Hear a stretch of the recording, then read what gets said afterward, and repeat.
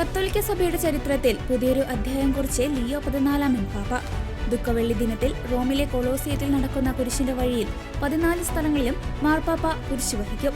പതിറ്റാണ്ടുകൾ നീണ്ട പാരമ്പര്യം മാറ്റിവെച്ചാണ് പാപ്പയുടെ ഈ തീരുമാനം. മാർപ്പാപ്പയെ തെരഞ്ഞെടുക്കപ്പെട്ട ശേഷമുള്ള അദ്ദേഹത്തിന്റെ ആദ്യ ദുഃഖവെള്ളി ആചരണമാണിതെന്നതും ഇത്തവണത്തെ പ്രത്യേകതയാണ്. ലിയോ പാപ്പയുടെ മുൻഗാമികളായ വിശുദ്ധ ജോൺ പോൾ രണ്ടാമൻ മാർപ്പാപ്പയും ബെനഡിക്ട് 16 മാർപ്പാപ്പയും കുരിശിന്റെ വഴിയുടെ തുടക്കത്തിലും അവസാനത്തിലും മാത്രമാണ് കുരിശ് വഹിച്ചിരുന്നത്.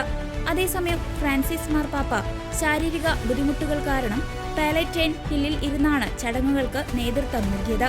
കഴിഞ്ഞ വർഷം ആരോഗ്യനില മോശമായതിനെ തുടർന്ന് അദ്ദേഹത്തിന് ചടങ്ങിൽ പങ്കെടുക്കാൻ സാധിച്ചിരുന്നില്ല.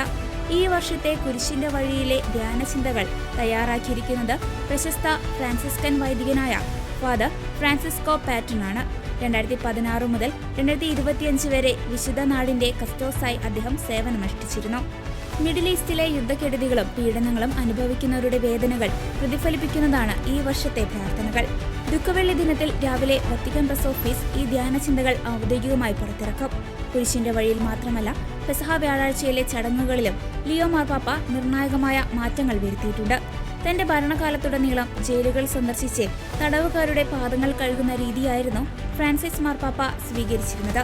എന്നാൽ ഈ പതിവ് മാറ്റി പെസഹ ചടങ്ങുകൾ റോമിന്റെ മാതൃദേവാലയമായ സെന്റ് ജോൺ ലാറ്ററൻ ബസിലിക്കയിലേക്ക് തിരികെ കൊണ്ടുവരാൻ ലിയോ പാപ്പ തീരുമാനിച്ചു.